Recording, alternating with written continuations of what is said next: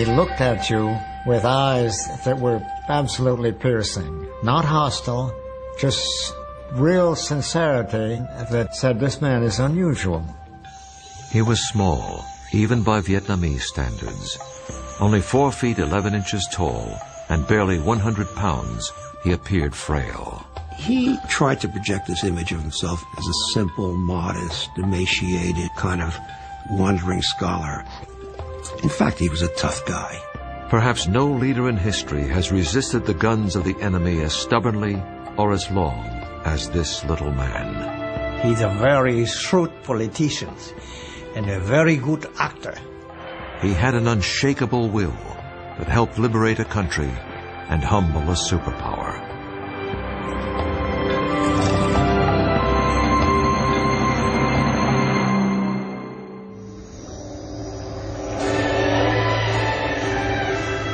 In the late 19th century, Indochina was France's most valuable colony. The French made huge amounts of money with rubber and rice exports, especially from the territory now known as Vietnam. Unfortunately, the native people received little or no benefit of this wealth. They had few rights within their own country and little hope for a better life. Life was only slightly better for the family of Ho Chi Minh. What we do know about his family generally is that they were upper class or gentry, as were all the communist revolutionaries. Ho Chi Minh's father, Huynh Sin Soc, came from the village of Kim Lien in Nghệ An, a poor province in central Vietnam. On May 19, 1890, his wife gave birth to their third child and their second son. He was named Nguyen Sin Cuong, but would one day be known around the world as Ho Chi Minh. When Ho turned 11, tragedy struck the family. While his father was away, his mother died shortly after giving birth to a third son. You can imagine the effect this had. I mean, being faced with the fact that his father was away and his mother had died, and he was responsible for this, basically an infant. And when his father came back to Hue, he took him back to his home village. Ho Chi Minh's father served as a mandarin or local official and spent a great deal of time away from home. Fortunately, relatives and family friends helped take care of Ho and his brother and sister. Initially, Ho's early education was in the traditional study of Chinese characters and Confucian philosophy. But in his early teens, his father apparently became convinced that for his sons to succeed, they needed a French education. He sent both of them to a preparatory school run by the imperial regime in such a way as to instruct the students in the French language and French culture. Though Ho's father worked for the imperial bureaucracy, he routinely criticized it for so easily relinquishing the country's independence to the French. He was recalled to Hue, and eventually he was dismissed entirely from the bureaucracy. And it's at that point that his life fell apart. And he went to Saigon. He took a job for a while on a rubber plantation. Later he sold traditional medicines. Ho's father spent the rest of his life wandering the countryside, struggling to make a living, while Ho lived in Hue. He saw less and less of his father. This had a great impact on Ho. He also believed that his father had been punished for simply saying what everyone knew was true. Most Vietnamese suffered greatly at the hands of their colonial masters. Those who protested or even complained were often imprisoned, beaten, or even killed by the omnipotent French colonials. In 1908, at the age of 17, Ho was studying at the prestigious National Academy in Hue. One day, a group of farmers marched past the school, protesting the high level of Mandarin corruption and excessive taxation. Ho translated their demands into French so the local colonial officials could read them. It was his first revolutionary act, and he attracted the attention of the dreaded Sûreté, or French secret police. The next day, Ho was summarily expelled from the academy. It was his last day of formal schooling in Vietnam. So here's this young Ho Chi Minh who is becoming educated and has a certain amount of resentment toward French colonialism. But at the same time, he knows enough about France to be captivated by the great French ideals of liberty, equality, fraternity, and he wants to see how those ideals are really practiced in France. They're not practiced in Vietnam, where you have a rather repressive French colonial system. Ho had inherited his father's rebelliousness and his wanderlust. At the age of 21, he entered a merchant marine school, where he learned how to be a kitchen helper. This new skill enabled him to leave Vietnam and go abroad. I think he left for two reasons. One is maybe quest for education, that he would be able to get better education in France, provided he could afford it. Second, he probably did not see much of an economic opportunity in Vietnam at that point of time. Ho was hired by the French passenger liner, the La Touche-Treville. And in 1911, began an odyssey that would take him to nearly every corner of the world.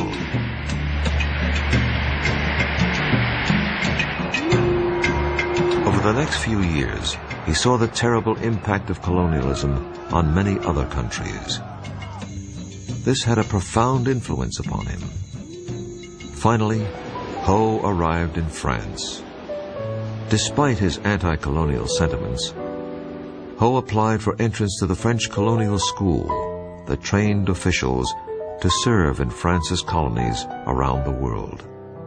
This was hardly the career path of an anti-French revolutionary. Ho's application was turned down. There's no indication as to how he reacted to the rejection, except that we may assume that it probably strengthened his assumption that he couldn't expect to work from within the system, that he was going to have to work outside the system. In other words, it could very well have been one of a whole series of steps that eventually led him into becoming a revolutionary. Ho wandered around France for a year or so. He supported himself with a variety of odd jobs, including gardening and dishwashing. He went back out to sea between 1911 and 1917, traveling to Africa, South America, and even the United States. On one trip, he reportedly jumped ship in Boston and made his way down to New York City. I mean, here he is seeing, as it would be to any kid from this faraway place, the skyscrapers, the highways, taking the subway up to the Bronx, taking the ferry to Hoboken.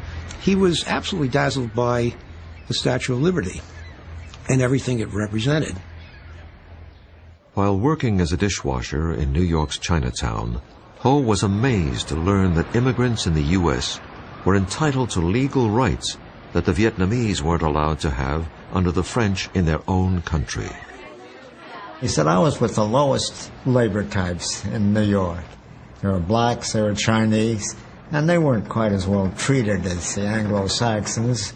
But, he said, you know, they could all vote. And this impressed him tremendously. Shortly before the start of World War I, Ho left America and sailed to England. He found work in the kitchen of the famous Carlton Hotel under the legendary French chef Escoffier. Escoffier is very impressed by Ho because Ho speaks French, because he's very courteous, and eventually is promoted to being the assistant pastry chef. While in London, Ho had met many other passionate anti-colonialists from places like India, Africa, and Ireland. These contacts rekindled Ho's own nationalist notions. He rededicated himself to liberating his homeland. In 1917, he decided to forego a promising career as a pastry chef and move to Paris. He would learn how to become a revolutionary.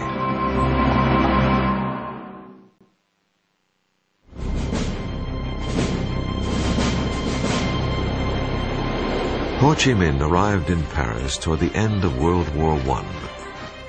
There was a large Vietnamese community living there, but more important, This was where the decisions that affected colonial Vietnam were made. Ho was determined to help change French policy toward his country. But first, he wanted to experience Paris.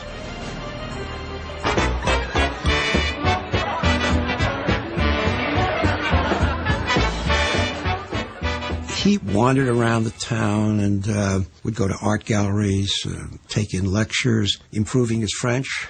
He used to love to go to music halls, and one of his favorite singers was Maurice Chevalier.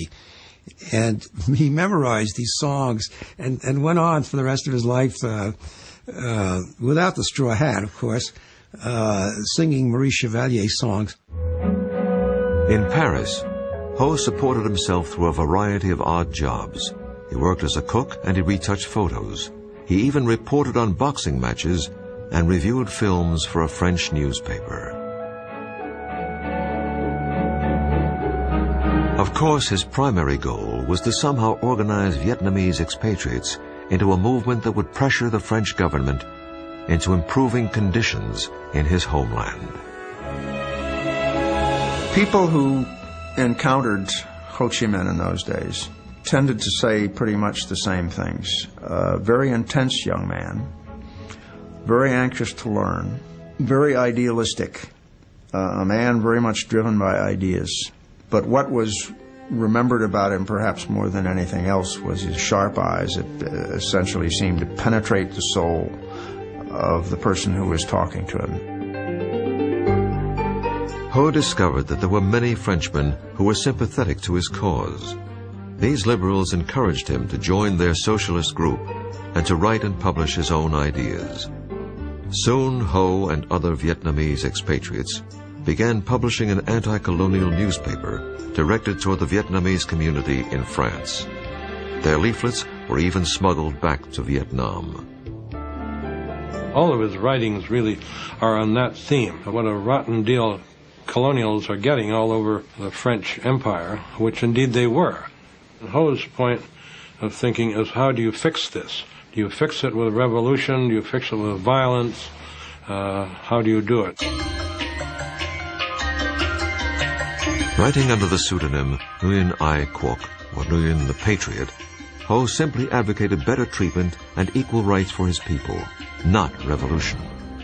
He achieved a near-legendary status in certain circles back in Vietnam, where his rhetoric was considered visionary. Ho also attracted the attention of the imperial regime back home. They accused him of inciting treason and condemned him to death if he ever returned to Vietnam. In 1919, U.S. President Woodrow Wilson traveled to the Versailles Peace Conference to present his famous 14-point plan for world peace. Ho and his associates discovered that one of Wilson's key points was that all nations deserve the right to self-determination. Ho believed that this meant that the U.S. was advocating the end of the colonial system. And Ho Chi Minh, thinking that this might apply to Vietnam, got himself all dressed up in a cutaway coat and striped pants and a top hat, and he went out to Versailles carrying with him a document that he had written, which was a kind of inventory of various cases of French repression in Vietnam.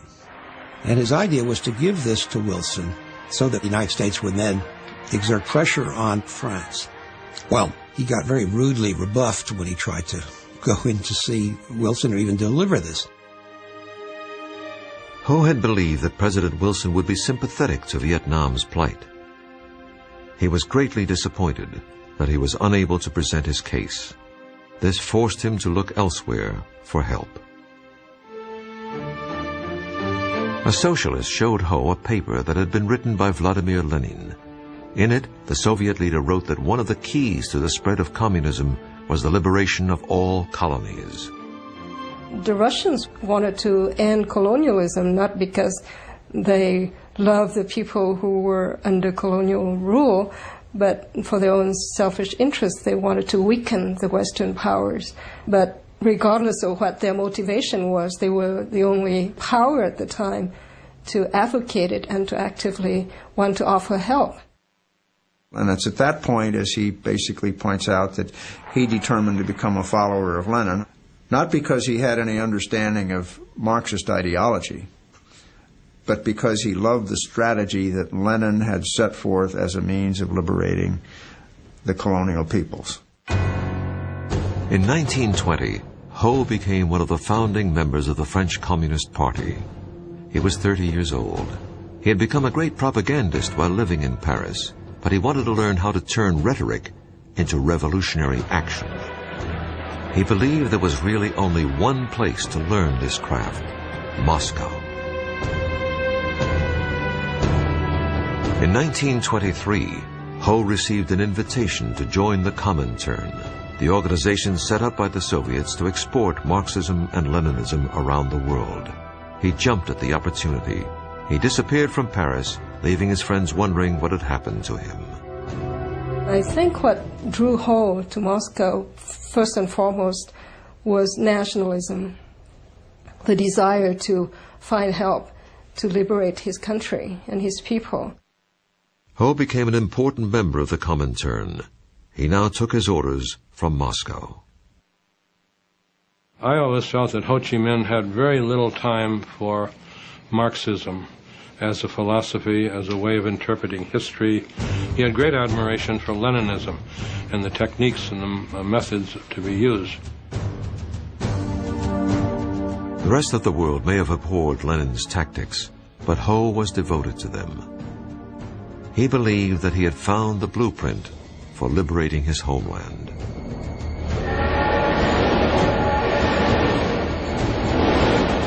Ho received his first international assignment when he was sent to Canton in South China to help organize communist cadres. It was here that he also began a clandestine lifestyle that would last nearly 30 years. He went underground, so to speak. And you have him wandering around the world under a wide variety of aliases. Some of them Vietnamese, some of them Chinese, depending on where he was and what purpose he needed. If, for example, he contributed to a French newspaper, he'd call himself Victor Le Bon. If he contributed to a Russian newspaper, he'd call himself Nafransky, and so forth. In 1927, Ho was nearly arrested when the Chinese nationalist leader Chiang Kai-shek turned against the communists. Ho narrowly escaped capture and a likely death sentence, and eventually made his way to Siam, or present-day Thailand.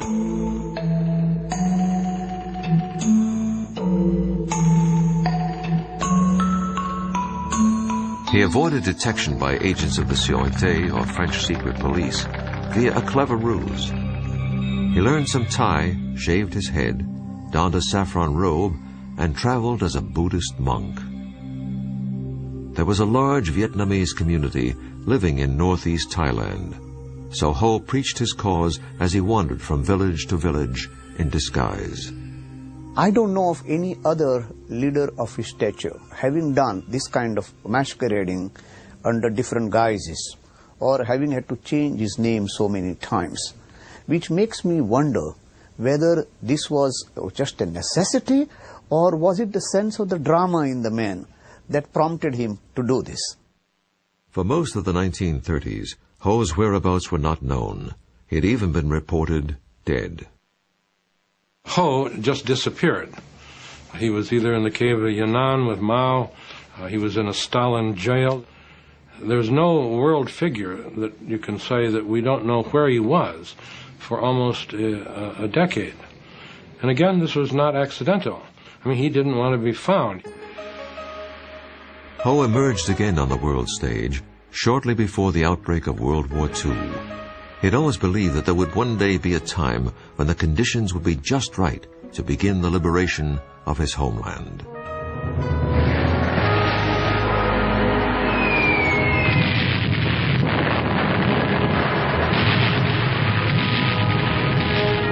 When France fell to Germany in the early months of World War II, and the pro-German Vichy government took over the colonial rule of Vietnam, Ho believed that the moment had arrived. In early 1941, he slipped across the Chinese border and into the jungles of North Vietnam. Incredibly, this was the first time Ho had set foot in his homeland in over 30 years.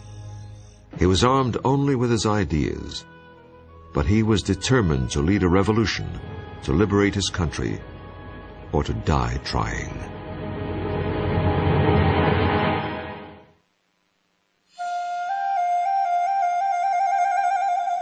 When Ho Chi Minh walked across the border into North Vietnam in 1941, it marked the first time he had set foot in his country since 1911.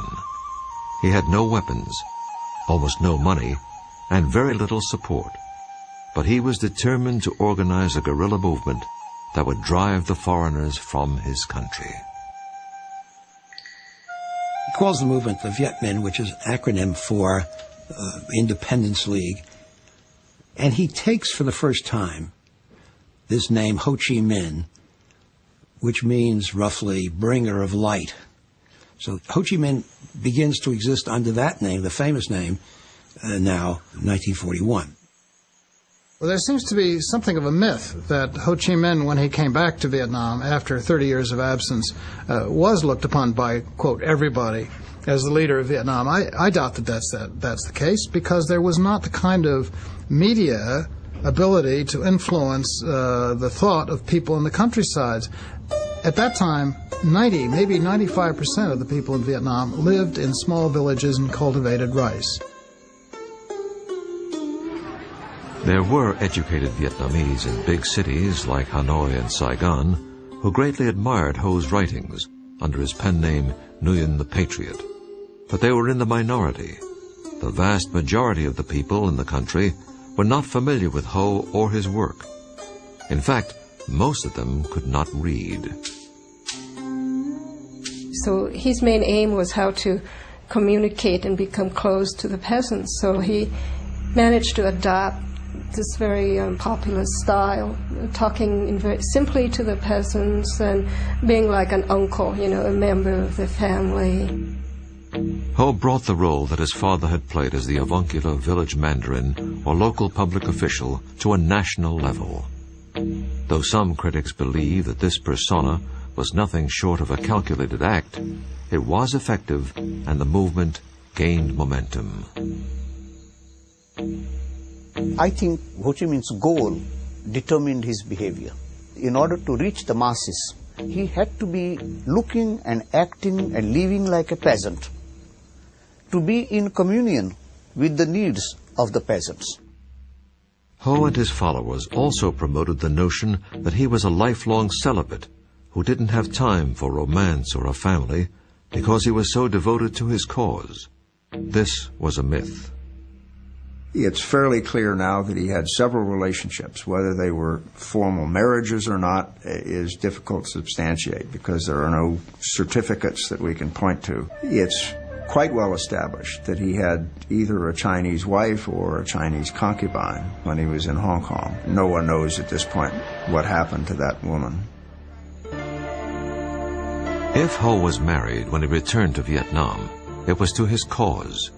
He was much more interested in finding the right people to form the nucleus of his movement. One of Ho's best decisions was to enlist the help of a talented young man named Vo Nguyen Yap. Yap had a brilliant military mind and was a born leader. But when Yap and his men first encountered Ho, they didn't know who he was or why they should follow him. Ho told them that he had been trained in Moscow and that he was going to liberate the country by using the proven methods of his hero, Lenin. Yap and his men, and hundreds of others, soon joined Ho. I never thought of him as a revolutionary as much as an organization man. What he was a genius at was his ability to organize movements, the front organization particularly. A popular front is simply a group of groups united in a single purpose. Ho brought many of the other Vietnamese nationalist organizations together under his banner. But in order to do this, he had to focus on the issues that would appeal to the broadest possible group. One was the issue of national independence, and the other was what might loosely be called social justice, which would mean land reform, better working conditions, democratic rights, and things of that type.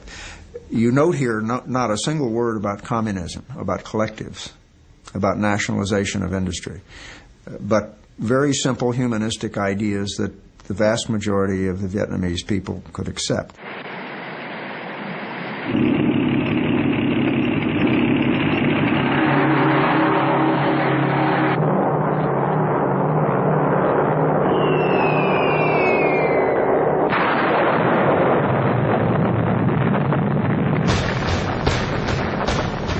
December 7, 1941, Japan bombed the U.S. fleet at Pearl Harbor, Hawaii, and then launched an all-out attack against the British and Dutch colonies of Southeast Asia. Within weeks, Hong Kong, Malaya, Singapore, and Indonesia had all fallen to the Japanese Empire. The Japanese called off their attack on French Indochina when the local pro-Nazi Vichy colonial administration agreed to collaborate with Japan, Germany's Axis partner.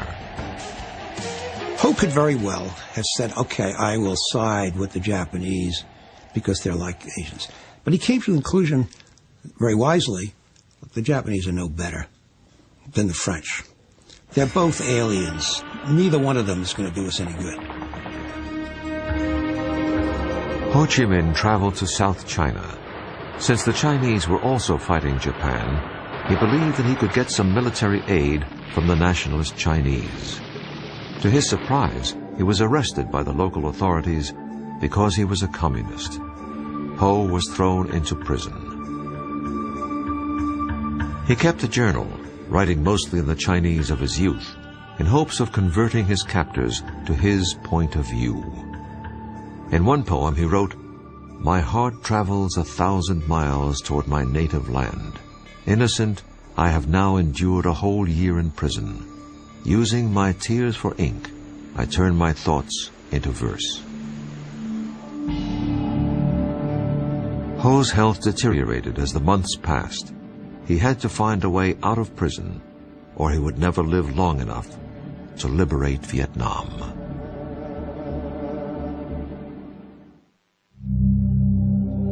Ho Chi Minh spent 14 months enduring the worst imaginable treatment in prison. As the war worsened for the Chinese, Ho convinced his captors to release him so that he could gather intelligence on the Japanese.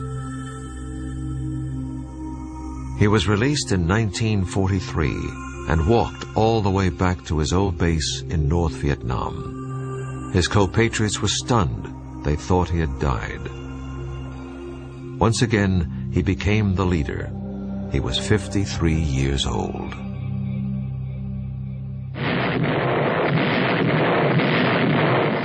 After the U.S. entered the war against Japan, Ho believed that getting American help was essential to Vietnam's future independence. When an American pilot was shot down in North Vietnam, he was brought all the way back to his base in China by Ho. And you got to try to imagine this guy. He's wearing sandals and shorts. He's got this wispy beard, and he looks like, he weighs about 85 pounds, and he looks like he'd be blown over with a feather. Ho offered his services to the commanding officer, General Claire Chennault of the legendary Flying Tigers. Chennault declined the offer, but the Office of Strategic Service, or OSS, America's wartime intelligence service, was interested. They believed that Ho could help them rescue downed pilots, and more important, furnish intelligence information on the Japanese. Ho was accompanied back to his base by an OSS officer, giving credence to his claim that the U.S. was his ally. When the OSS began supplying radios, weapons, and training, it helped establish Ho's Viet Minh as the preeminent Vietnamese nationalist organization. But once again, Ho's life was in jeopardy. Ho took to his bed and really seemed very sick, so we sent in a paramedic.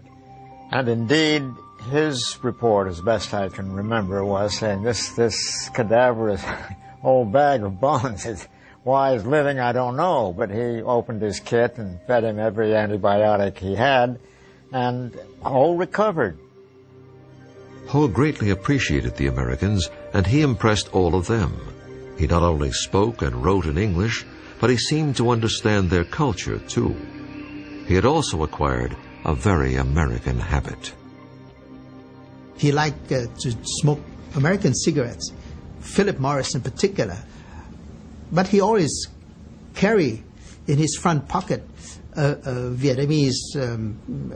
of Vietnamese cigarettes. And then those are the ones that he will offer to the guests. In August of 1945, 2 atomic bombs brought the war to a rapid conclusion. When Japan surrendered, there was really no one in control of Vietnam. Ho moved quickly into the gap. With General Vo Nguyen Giap leading his guerrilla forces, they took control of the north. That must have been an electrifying experience for the masses, and they must have felt that this was the moment. On September 2nd, 1945, nearly 500,000 people attended a huge rally in Hanoi.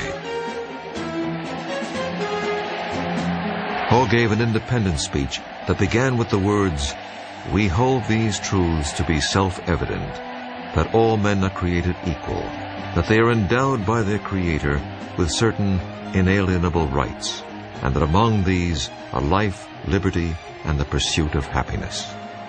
He quoted directly from Declaration of Independence, and maybe what he was doing was flattering United States so that they could be on his side. He was disarming his opponents by saying that he was not going for Marxist revolution, he was only going for plain, simple independence for his country.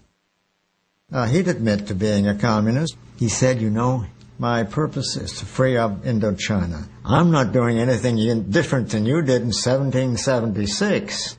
You managed to deal with it pretty well, and that's all I'm trying to do now. Do you have any problem with that? Ho had no illusions about the tenuous nature of Vietnamese independence. In perfect English, he wrote a letter to his OSS contacts stating, "The war is won, but we small and subject countries have no share, or very, very small share, in the victory of freedom and democracy. Probably, if we want to get a sufficient share, we have still to fight." Ho went to Paris in 1946 in hopes of working out a compromise where Vietnam could become autonomous within the French Commonwealth. I think Ho Chi Minh was trying to postpone the inevitability of armed conflict with France, because I think he was under no illusion that the French would give up without a fight. Ho's mission to Paris failed. Back in Vietnam, conditions were even worse than they had been before World War II. The French army returned and brutalized the country.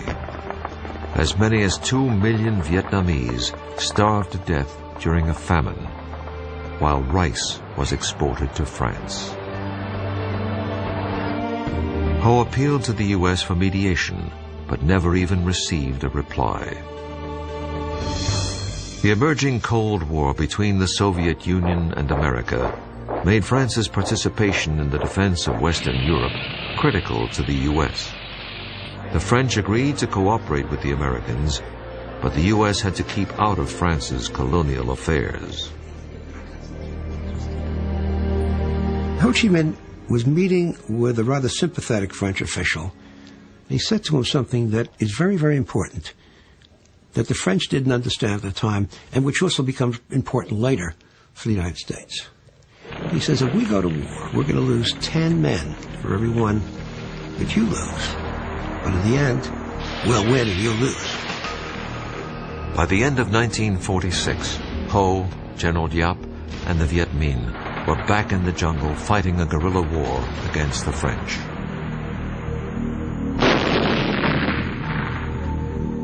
Initially, it seemed unlikely that the Viet Minh would have any hope in defeating the French.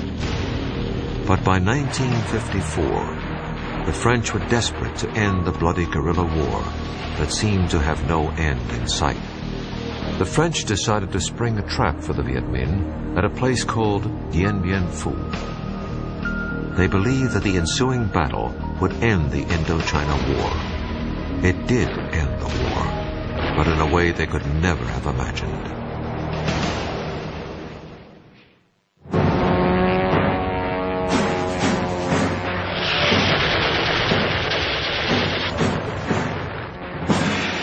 In March of 1954, the French army believed that they had lured Ho Chi Minh's forces into a trap near a remote outpost called Dien Bien Phu. Unfortunately for the French, they only trapped themselves. The battle cost the French over 15,000 casualties. It also cost them Indochina. The Viet Minh victory over the French marked the first time that a European power had been defeated in battle by its colony since the American Revolution.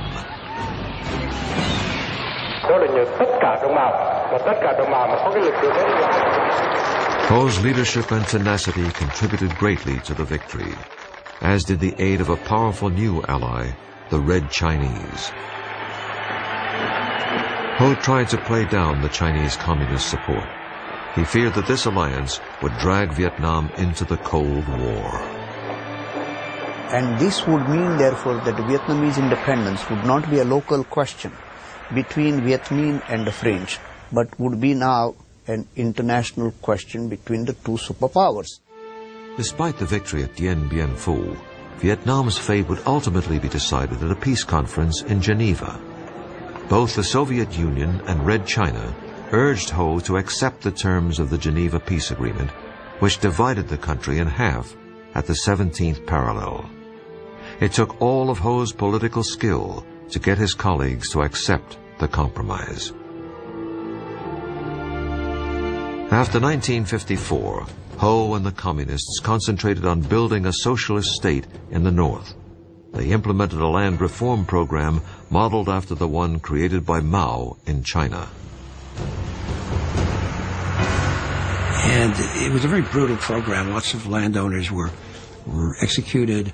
It was very corrupt in many cases. The story is that Ho Chi Minh actually realized this thing had gotten out of hand and apologized for it. But of course, it was too late. These people had been killed. The North did not have the only repressive government in Indochina. The U.S. helped install an anti-communist dictator in the South named Ngo Dinh Diem. Diem was not popular with his countrymen.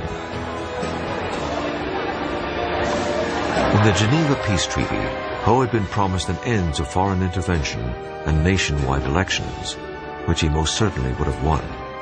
Diem and his U.S. backers did not allow the elections to take place. By 1960, an anti-Diem resistance movement engulfed the South in a guerrilla war.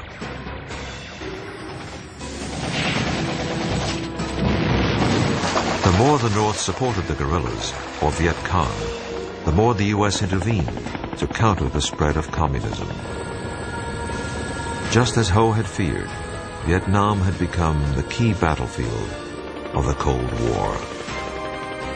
We had this idiotic idea that communism was a monolith, that all communists were the same, and Ho was part of that monolith.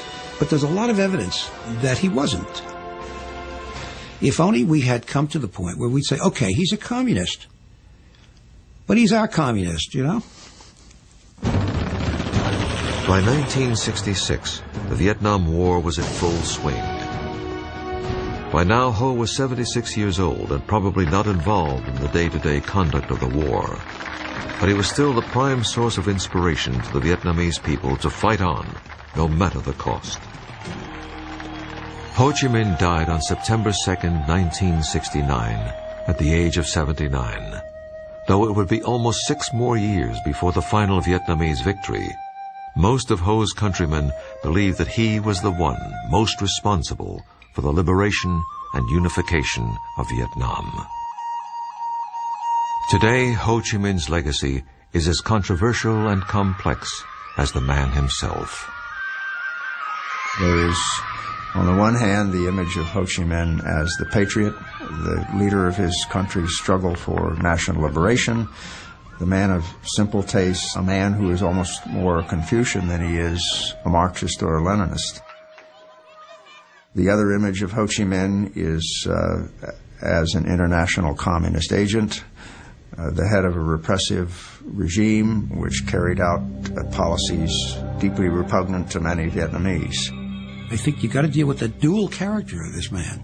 At the same time that you have this image of the kindly, wispy, emaciated, frail Ho Chi Minh, you got to remember underneath that is a really tough figure, absolutely dedicated, absolutely relentless. The ends were always more important than the means to Ho Chi Minh. But some critics believe that the communist economic and political system that he left behind was too high a price for independence and unification. Ho Chi Minh said in 1945, they would like to have Vietnam independence, freedom, and happiness. And from the three slogans, what is left right now? Independence, yes, but what does it mean without having freedom and happiness? There's no doubt that the communists under Ho often brutally eliminated their political opponents. But Ho's role in this is not clear. Ho was the leader at the time, and errors did take place, so he should take some of the blame. I think he was a very driven man, a man driven by the cause that he believed in. As a young man, Ho dreamed of changing the lives of the Vietnamese people, but he probably never dreamed how much he would also change the United States. Ho Chi Minh hands the United States the first defeat in its history, in the longest war of its history. And in that respect, he should teach us a lesson, which is you don't get involved in wars in these places when you're up against enemies that are intensely, passionately nationalistic and are prepared to make these limitless sacrifices to win. Recent estimates of Vietnamese casualties since 1946 are placed at over 3,500,000 dead. This staggering number is a reflection of the steely determination of Ho Chi Minh and the Vietnamese people. Ho Chi Minh's enduring legacy, in terms of his image and the way he is seen around the world, I think probably he's remembered perhaps more than anything else as the leader of probably the most successful movement for national liberation that we've seen in our century. Ho Chi Minh accomplished an incredible feat in helping to free his country and unite it despite the opposition of France and the United States. This achievement required the efforts of a man who was part Lenin, part Gandhi, part Confucius, and all Vietnamese.